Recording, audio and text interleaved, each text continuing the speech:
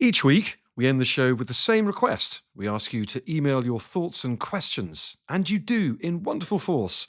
Over the months, we've answered a few of your questions on air, and we've even booked some guests you've suggested. Annie Jacobson, the nuclear war author, was one of them, but admittedly, not as many as we'd have liked to.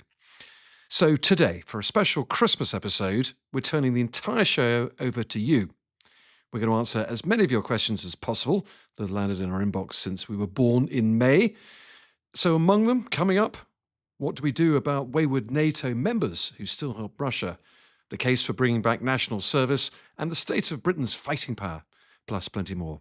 Welcome to a festive edition of The General and the Journalist. I'm Tom. And I'm Patrick. It doesn't sound very festive, Tom. Well, it's that kind of year, Patrick, isn't it? If you're watching on YouTube, it would look festive, though, because we're both wearing somewhat silly hats. I'm in a traditional Santa hat. You're in a far more Nordic hat, as is your birthright. And very good you look too, Patrick. Thanks, Tom. And I guess, since this is going out at Christmas, happy Christmas. What are the traditions in the Newton Dunn house? We eat goose at Christmas, not turkey. And we do that because my mother's actually Hungarian, and that's what they do in Central Europe. And the other thing we do over Christmas, I guess this is one Christmas tradition that we do in the Newton household, although it's slightly restricted to the men there. Normally Christmas night, Boxing Day night, 3 generations of us sit down and play a game of Risk. So my father, me, and my 2 sons. I won't tell you who wins, but I mean, what else is a defence-minded journalist supposed to do over Christmas after all? How about you, Patrick? Do you still play Risk, or did you get enough of grand global strategy in your old job, maybe? Well, I just have this funny feeling that you may just be hyper-competitive when it comes to Risk, Tom. Me? So we have a blended Christmas. As you can see, there's a bit of a Scandinavian thing going on here. As you know, and some of the listeners might know, I'm half Norwegian, and it's my first language. So we have a very heavy dose of Scandinavia in the family, which means that, like you, there's no, Christmas Eve is actually when everything happens. So there's a really nice tradition in Norway when we're there anyway, where everybody goes to the graves. So they go to their family graves before Christmas, after Mass, and sort of says Happy Christmas to the family who aren't with us anymore. Then there's a huge meal, which can be anything from fish to pork to sometimes goose. And then we dance around the tree, singing carols. It's very pagan. So everyone holds hands and circles backwards and forwards around the tree. And then we open presents on Christmas Eve, which means it's about 2 or 3 o'clock in the morning before you've finished. Which means that on Sunday, it's just a veg, except for my wife and my mother, who then do a turkey, because my father always used to insist on having a turkey. So we have this blended. He has a turkey to himself. I feel possibly boring. I thought my family game of Risk was quite interesting for a minute there, but I've now been put to utter shame by dancing around the tree and visiting belated relatives. It's quite some sight, yeah. Perhaps best kept yourself, though. Anyway, thank you for sharing it for us. Can I take this hat off now, Tom? I'm getting very hot. No, you have to keep it on for the whole episode. Me too, if you'd like to. We should get to these questions we've long promised our wonderful listeners, though. And interesting, Patrick, the one thing that's completely flooded our inbox, perhaps more than any other genre, is questions about the state of Britain's armed forces. And there's a good reason for that, really, with the year we've just had with the Strategic Defence Review, etc., about our resilience, capabilities, recruitment. So what about we start there? This is a question for the General. Patrick, seeing as you've trained most formations in the British Army for combat at every level, how are we going to train, equip, and properly deliver the many currently non-existent battle-ready battalions we need in 5 years' time? Where will all the sergeants come from who will make it happen on the ground? I know you know the answer. This is Philip Turner, I assume, who well, thanks for writing in, Phil. It's lovely to hear from you, and thank you for following the podcast. I think Philip is doing himself down a little bit. He was a phenomenal leader. And the Riflemen loved him. Unbelievably fit and tough. You served together, I guess, is the missing bit there, Patrick. So yeah, we were young officers together, and Philip took over my platoon, which was the second 2 platoon A Company 3 RGJ. So he followed me on. So in the spirit of Christmas cheer, I'm going to try and shine a light rather than curse the darkness, and offer a gentle corrective to Philip's question, which is quite pessimistic. So for people who who aren't sort of immersed in the detail of the army's order of battle, the battalions, and a battalion is about 600 soldiers, and usually associated with infantry. Battalions are not non-existent. There are fewer battalions in the British Army there were when we joined, but I think the thing that I would say is that the forces we have are far more capable than the ones that we had then in terms of their range and their reach. Then I guess the other thing to be cheerful about is that as you look across Europe, there are very few armies, if any, that understand how to conduct what we call combined, so that's allies working together, joint, so that's services working together, multi-domain, so that's across air, land, sea, air, space and cyberspace, and to do this at scale, the sort of scale that we're seeing in Ukraine. We are brilliant at command and control. Our headquarters are arguably certainly the best among European allies. And the Allied Rapid Reaction Corps, that's the most senior formation that we've got, our two divisions are exemplars across NATO. So when NATO looks at us and the US officers look at us, they say, we really need the Brits because only they are capable of directing operations in the complexity and scale of modern warfare. And then I guess the final thing I'd offer as a corrective is that Phil would remember how good the soldiers were. Well, we still have, and this isn't me being boastful, we still have the best or among the very best officers and non-commissioned officers in the world. Sandhurst, where we train our officers, and Brecon, where we train our NCOs and our infantry NCOs, are centres of excellence that are recognised globally, and armies from across the world try to send their people there. So the parting thought is, this is a brilliant army to join. It is as professional, if not more professional than it was when we joined. It's an unbelievably fulfilling career. The vast majority of soldiers who join and leave well. They're in huge demand for employment, for their skills, their courage, their self-discipline, their loyalty, their work ethic. And there's no other institution in the UK that promotes social mobility like the British Army does. So I hear you, Phil, but I think there's something to be cheerful about. Well, there, Patrick, was an absolutely wonderful Christmas present to the Ministry of Defence, which you just gave them for free. But do you know what? It was your army. You did lead them until quite recently. So if you want to say that, then that is very much your preserve. And I think you probably meant 90% of that as well. Let's take a question from Barry, though, very much along the same sort of theme of British Army readiness, a little bit more pointed, though. Here's Barry. How long would the UK's ammunition reserve last in a prolonged war? Patrick, that's certainly one for you, not me. Yeah, so, and Barry, forgive me, but you'll understand why I can't answer that question directly, and I'm not going to. So I'm going to give you an indirect answer. And that's to understand this notion that as a generation, because we've been so lucky to grow up in an era which has been very peaceful, really since the end of the Second World War, we have forgotten what war is like. In a sense, we're a bit like the Truman in the Truman Show, who wanders around in this artificial world, and then it's only when he hits the set, he hits the wall at the end of the set, that he suddenly realizes that the world he thought he understood is not where it is. And that's where we are today. And when it comes to war, we've forgotten that wars are frequent. So peace is a brief interlude between war. In the millennia 900 to 1900, Russia only gets 25 years of uninterrupted peace. And if you're English, and I mean English, 56 out of every 100 years you're at war. Wars spread, they metastasize, they're unbelievably destructive. So think about Russia having taken 1.3 million casualties over the last 4 years. They're extraordinarily expensive. So by way of example, in 1937, we're spending about 2.9% on GDP. In 1940, it's 10%. In 1945, it's 50%. And we only pay off our war debts to the US in 2008. So it's a lot cheaper to spend on preventing war than it is on fighting wars. And then finally, to the point that you were making, Barry, wars are long. We are used to wars that last for 100 hours or 100 days. But most wars last for up to decades. The First and the Second World War are short by historical standards. And what that draws us into is this short war fallacy. We design ourselves as armies, as armed forces, to have very, very exquisite small amounts of equipment where we think we can win the war in the first few weeks.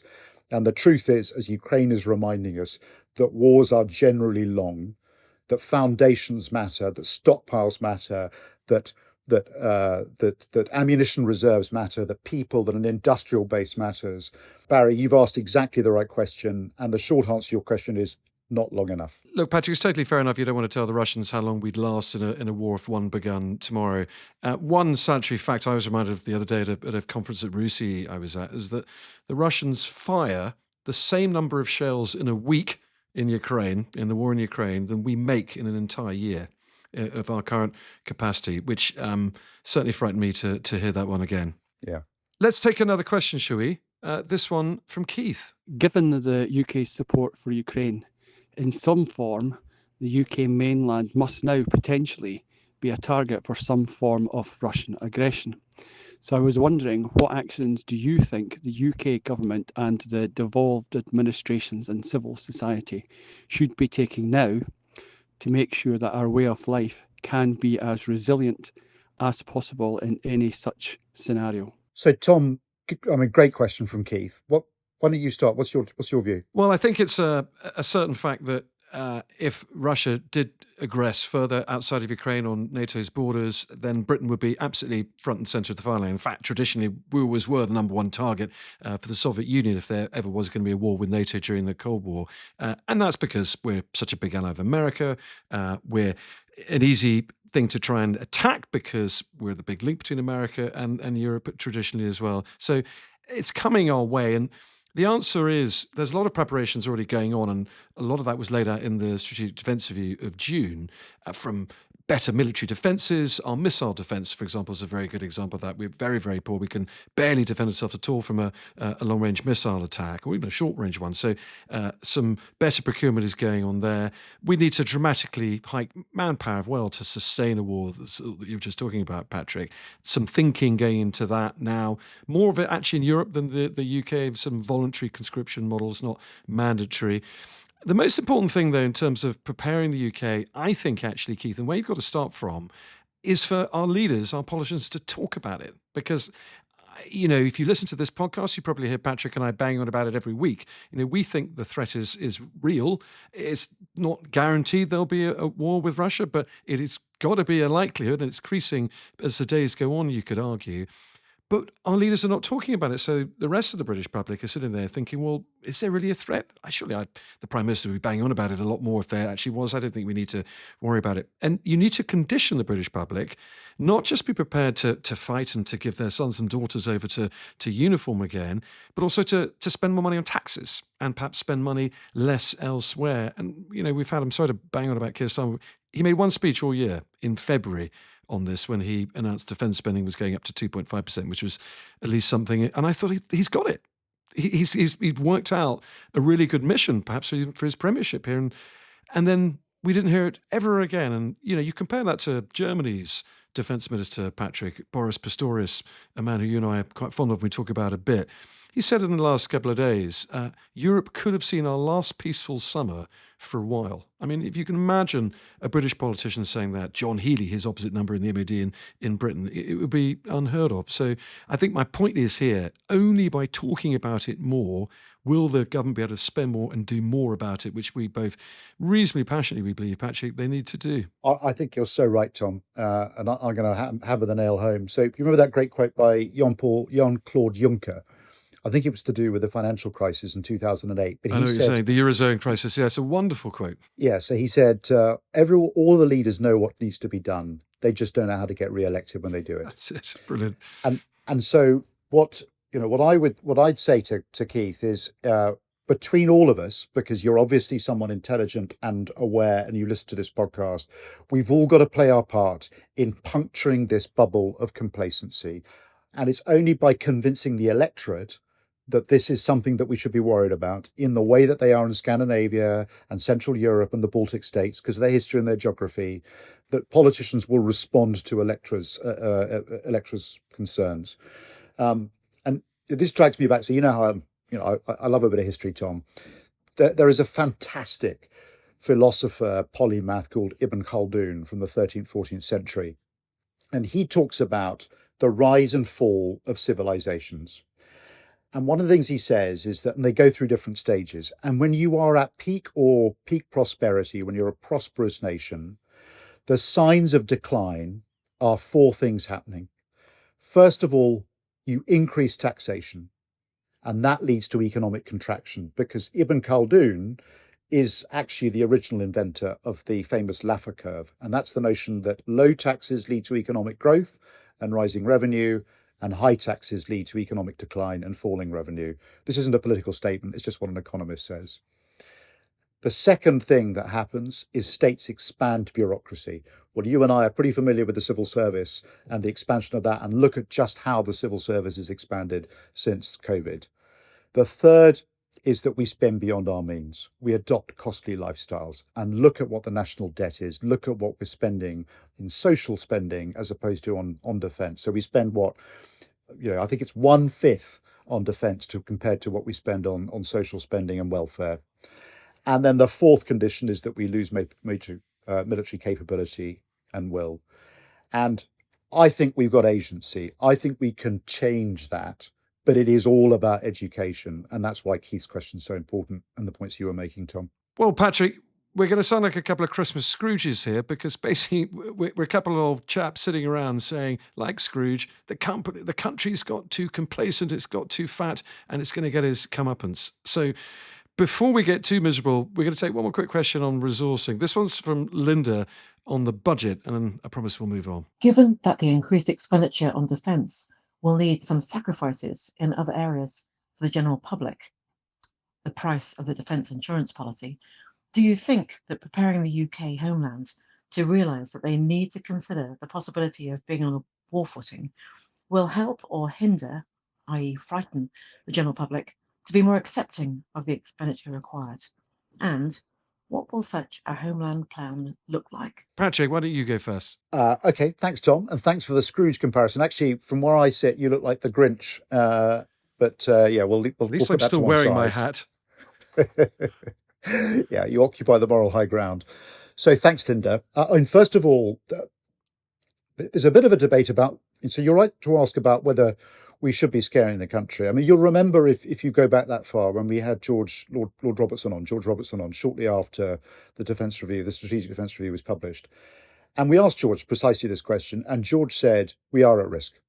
It is really important to make clear to the public that we are at risk, that we are not safe. I think those were exactly his words. And I make no apologies for it. In fact, I fell out with some of my peers, or one of my peers, when I was in my last job, because his view was that our job is to reassure the public. And I think that's fine as long as you can be reassuring. I'd rather take George Robertson's view, which is that we should be stating this honestly. And the truth is that, we should celebrate, we should applaud the fact that the defence budget is, for the first time in my memory, increasing rather than decreasing. But it is, honestly, and I think we've said this a few times, too little, too late. We're talking about a 2.3 to a 2.5% increase by 2027. And think of those figures I was setting out earlier on, and how much it cost us to fight during the war. And a lot of this money doesn't actually go to defence. It goes to other parts of government, other parts of the security enterprise. And what we're facing in the MOD, and I suspect you'll see some headlines on this in the next few weeks or few months, is that we're facing an immediate funding crisis in the MOD, despite the trajectory out to 3.5% in 2035. At the moment, the SDR is unaffordable. So it's going to lead, I think, in the short term to some cuts. And this is political choice. We're spending 5 times as much on welfare as we are on defence.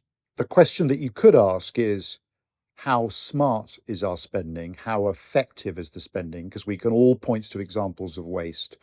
Well, I think, again, George Robertson's work in the SDR points to how you can change that procurement process so that it recognises that procuring in modern warfare has to be moving at the speed of software and not at the speed of banging metal over decades. So I think Linda hits on a really, really interesting point here, Patrick, in the sort of the second bit of her question, where she says the fact that the nation will need to spend more on defence, and everybody gets that, the government have said that, they haven't quite come up with all the money for it yet.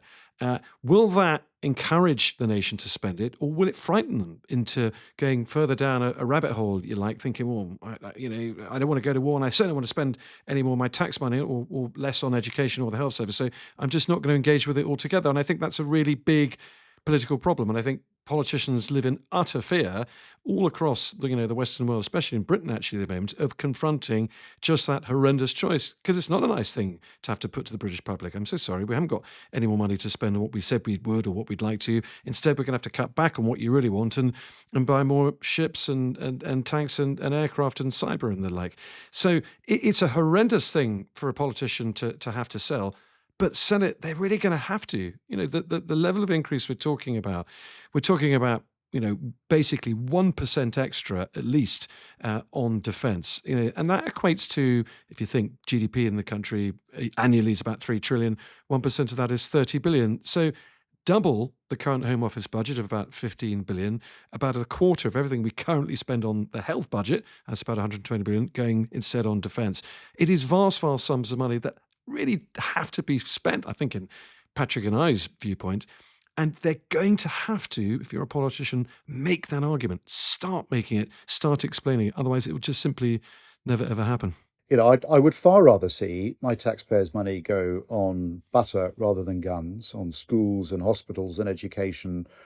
But the one thing that the state, and only the state, can do, which is non-discretionary, is defending itself. And at the moment, we're abdicating that responsibility. Let's move on, shall we? We go to a different topic now. And another thing, actually, interestingly, and I wouldn't have predicted this, we've got quite a few questions on, is the UN, the United Nations, and specifically the UN Security Council. Fascinating subject area. And this question from Tom. Hi, Patrick and Tom. I'm a regular listener to your podcasts, often in my free periods at sixth form. Your remark in your episode on India about a reformed UN Security Council made me wonder, is it in Britain's interests for the UN Security Council to be reformed? And what could a reformed council look like? So, Tom, do you want to go first? Yeah, it's a brilliant, brilliant question, actually. And it's very difficult if you look at the UN Security Council now. The 5 permanent members are the 5 winners of the Second World War: Britain, France, China, the US, and Russia. And arguably, Britain and France, really, we're barely in the top 10 economies of the world now. Yes, we still have nuclear weapons, but so do 800 countries in the world now. So UN Security Council reform would be arguable, and it may not help us. But the problem with the UN Security Council, quite frankly, isn't really the members at the moment. It's the fact it's a completely toothless white elephant. No one pays it any attention anymore, and largely because China, Russia, and the US, the 3 big beasts on the permanent members of the Security Council, all want different things and will just veto each other, and they have done really for years. So it's an irrelevance. And quite frankly, any reform, even if it means Britain giving up its seat or combining it with a European seat or something like that, if it makes the council more relevant, it's kind of hard to see how it would at the moment, I would be in favour of it, because we don't have a global policeman anymore. Arguably, you could say we never really did, but we're in desperate need of coming back together again with some sort of semblance of rules we can all agree. So I personally would be very up for it. How about you, Patrick? It's undeniable that the sort of post-World War II institutions, of which the UN and the UN Security Council is probably the most prominent, the most obvious, the most visible, no longer reflect the way that power is distributed across the world. So it's a super sharp question, Tom. And I agree with my co-host, Tom. It goes back to sort of Voltaire's great saying, don't let the perfect be the enemy of the good. The fact that they're not perfect at the moment, they should be able to function in the future.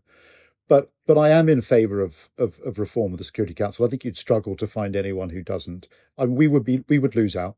I think there's no doubt that that as an important, but nevertheless no more than middle power, we have no more right to be on the Security Council than more representative countries from the global south, whether that's India or whether you have a sort of rotating membership. I don't know what it would be. But, and this is where I've got to break it to you, Tom, UN reform and Security Council reform is unbelievably hard. I mean, I'm good friends with the US ambassador to the UN, Mike Waltz, formerly the National Security Advisor, And this is top of his agenda, driving UN reform. And even someone as experienced and able as that, and he was a very, very capable special forces guy before he became a politician, is finding this very, very hard. The obvious thing to do to reform the UN Security Council, apart from the membership, Patrick, is to get rid of the P5s, the permanent members' vetoes. So if you had a majority for doing something, for intervening or condemning, then you could get on and do it. But you cannot imagine a scenario, I can't, in any stage in the next 5-10 years where any one of those P5 countries is going to give up its veto.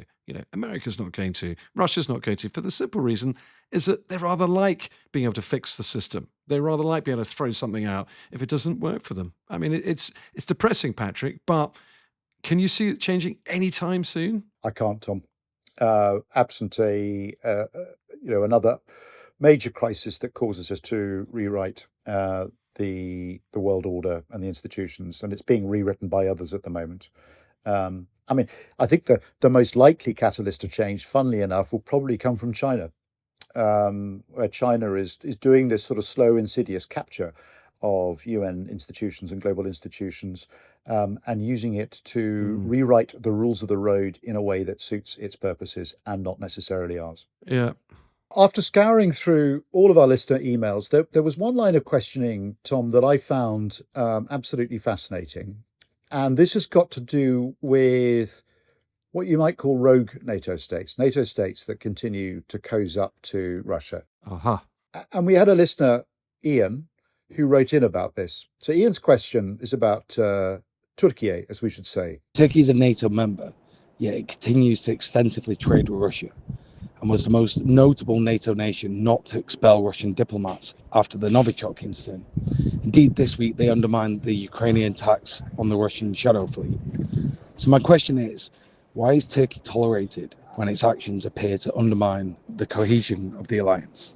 Well, of course, Patrick, it's not just expelling Russian diplomats after heinous things that Moscow might have done. It's also buying Russian oil, which Turkey, or Turkey in old money, does to abandon still. Turkey buys the third largest amount of Russian oil right now after China and India, Russia's two greatest buddies in this, pivotal axis against the West over Ukraine at the moment. And yet Turkey's in NATO, a big player in NATO. So it's baffling. But also, it's not just Turkey either. Hungary, very, very pro-Putin. Viktor Orban was in Moscow only about a month or so back. Hungary regularly gets accused by Ukraine of spying for Russia, yet they're also in NATO. Slovakia, another example, takes very pro-Russian positions, often vetoing NATO or EU plans to try and sort of stop Russia on this and that. So it is a problem. And the fact that nothing is done about it, they're not really sort of caught short or brought up about it, allows them to keep on doing it and keep on doing it to ever sort of greater depths. So I think they do need to be confronted. I think you're absolutely right. I mean, the great fear is, of course, by confronting them, you don't want to push them outside of NATO. You don't want to make them leave NATO and go into some sort of, Warsaw Pact-type sort of alliance with Russia. So we're worried about them leaving. But we do need to start this conversation. And the conversation needs to be started quite publicly by someone really of the stature of the US president, because they're not really going to listen to European leaders individually, so that the debate can be had. And the question needs to be posed, guys, you've got to pick a side. This is the confrontation of our age, potentially, whether it's against Russia or China in the Far East against Taiwan. And you've got to work out whose side you're actually on. Difficult conversations, but absolutely crucial one to have. What do you think, Patrick? What would you do with Turkey? So, I'm going to push back a bit, Tom. So first of all, there's nothing worse. I can't remember who said it. It was probably Eisenhower or Montgomery. There's nothing worse than fighting with allies, alongside allies, other than fighting without them. And so an alliance is not a whole united single political organism or entity. It reflects a whole different set of countries with different values and different priorities. And yes, Turkey has caused some difficulties for the alliance. They have done so consistently. The relationship with Greece is always very, very frosty and prickly. There's nothing quite like being in a NATO headquarters and finding yourself sitting between a Greek and a Turk at the desk. But I don't think we are in a crisis. Certainly not like the crises that NATO has faced before in terms of internal cohesion. You look at You look at Suez. You look at France withdrawing from the military structure. NATO has faced bigger crises than this, and allies don't have to be completely aligned. It's just that their perception of the threat has to be compatible.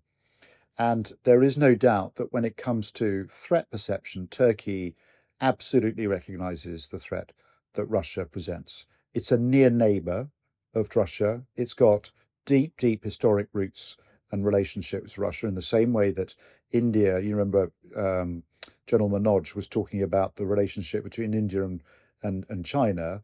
It's the same is true of Turkey and Russia. And so the fact that they maintain relationships doesn't mean that Turkey's view of the threat from Russia isn't compatible with NATO's perspective. And, much as countries like Turkey can cause difficulties, can cause challenges in the alliance, the prospect of a NATO without Turkey is one that would worry me far more than having Turkey inside NATO and causing occasional difficulties. Okay, I hear you. I respect you.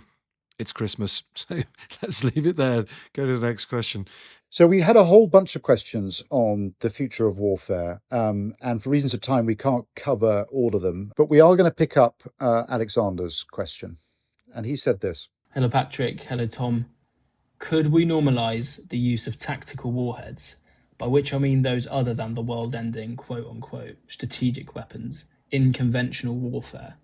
Or is the use of any nuclear weapon a situation where if we're in for a penny, we're in for a pound? Tom, what do you think? I think the answer is, can tactical nuclear weapons, as in battlefield nuclear weapons, be normalised to the point they might start happening? And the answer, I think, is categorically no, Patrick. I've been interested to hear your view, but my view is that any use of nuclear weapons whatsoever, big ones, small ones, tiny little ones, is just such a red line. And the whole world knows that. And guess what? The whole world has known that, rather beautifully for 80 years now. It would just upset so much of the current status quo. It would create a very dramatic response. And from the whole globe, it would be such a destabilizing thing to do, simply because it would then arguably lead us into a world of escalation and normalization of nuclear weapons use, which nobody wants, that it is beyond the realms of any possibility. And the good thing is every country knows that. And Alexander, a really good example of this is Russia. So the Ukraine invasion, from the full-scale invasion onwards in February 2022, didn't go the way Moscow planned at all. 6 months on, they started to get very, very frustrated and started to saber rattle and talk about the use of battlefield nuclear weapons, tactical nuclear weapons. And very, very quickly, what then happened, we know this for a fact, is that China got involved and she rang up Putin to say, you are not to use nuclear weapons at all. It's a complete red line. And if you do, you lose us. You lose your biggest and most important friend and economic backer, and we're out of here. And it stopped the conversation pretty much dead, and no bad thing too, Patrick. What do you think? So first of all, we should celebrate the fact that we have inherited these attitudes that see the use of nuclear weapons as an absolute red line, because that wasn't always the case. Shortly after the first use of nuclear weapons by the United States and the Allies in the war, it was assumed that these were just part of the arsenal. This was another option that you had for, and we came very close. The US came very close to using them in the Korean War. And so it is a bit of a miracle that there is still this absolute red line over the use of nuclear weapons, which of course has not been the case with chemical weapons or other weapons of mass destruction. But Alexander asked a specific question about tactical nuclear weapons. And we used to have tactical nuclear weapons. We talked about this in the podcast. And I think the risk that we have now is that we've got a deterrence gap. So because we have got insufficient conventional deterrence, certainly while we are rearming, and it's going to take us some time to do so, there is a risk that Russia, in a scenario where there's a confrontation or a war, just sort of suspend disbelief for a second, looks at us and says, well, they can't defend sufficiently with conventional weapons. The only option they have is to reach for strategic nuclear weapons, so taking out our cities. They're not going to do that. They have no tactical nuclear weapons. There's an opportunity. So our weakness in the area is arguably inviting adventurism as opposed to deterring it. And the thing that really caught me out the other day, I was in Berlin for the Berlin Security Conference, and I listened as a German politician on stage talked about how critical it was that Europe developed tactical nuclear weapons in order to fill this gap. Yeah. The mind boggles hearing a German say that. Yeah. A lot has happened in the last year or two. It's quite extraordinary, actually, even looking back to the start of this year, how much we've, moved on. I mean, at the beginning of this year, we had a German government that wasn't interested in rearming at all. Now you've got a German government saying, things like that and spending the vast amounts of money they are spending on defence. Yeah. And that, Patrick, neatly brings us to our very final question. And this one is going to be about a bit of festive cheer, hopefully, because we wanted to end with this one. It's certainly not the first time this question's been asked. It's been asked in pretty much every single pub conversation that's ever been had at some stage or other. But we thought we'd give our attempt to settle it once and for all. And the question is this: what is the best war movie of all time to watch over the Christmas holidays? Okay, we didn't get asked that by a listener. It's one we wanted to ask ourselves. But it's a good question, Patrick. What's the best war movie of all time you can download and stick on when you've got a belly full of stuffing and turkey? I've got mine. I know you've got yours. We don't agree, so this is going to be an interesting one. Do you want to go first? Oh, and you're just wrong, Tom. I mean, I know the film you're gonna nominate, and well, you it's a good film. Go first and tell me yours. And then I'm just counterattack before you've done your defence. I'm just it's a good film. It's a worthy film, I recognise, but it's not a brilliant film. So the only answer to this question is Where Eagles Dare, where it's got an amazing soundtrack. It's an Alistair MacLean novel. You've got Richard Burton as Major Smith. You've got Clint Eastwood as Lieutenant Maurice Schaffer. You've got the best line in any war movie ever. Broadsword, calling daddy boy. Broadsword, calling daddy boy. I mean, you can't top that. You can if you say it like Richard Burton rather than Patrick Sanders.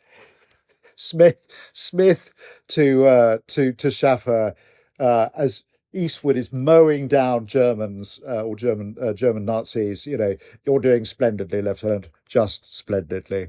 It's a great film. It's the only one out there. It's got the best lines, the best scenery. Well, I disagree. Yeah. I disagree, Patrick. And I'm here to tell you that actually the best war movie of all time to download and watch with a belly full of turkey and stuffing over Christmas is A Bridge Too Far. An absolute epic, 1977, directed by Richard Attenborough, and of course based on the Battle of Arnhem in September 1944. I'm a tad biased because my grandfather was at Arnhem Fort there, but here are 4 good reasons why it beats Where Eagles Dare. Number 1, the cast. I hear you're Richard Burton and Clint Eastwood. I give you Sean Connery. I give you Michael Caine, Anthony Hopkins, Gene Hackman, Robert Redford, Dirk Bogarde, Laurence Olivier. It goes on and on and on. Absolute. I don't actually think there was a film ever made with so many A-listers in it at one time. Second, it's really long. It's 3 hours long, longer than Where Eagles Dare, and a proper war movie has got to go on and on and on.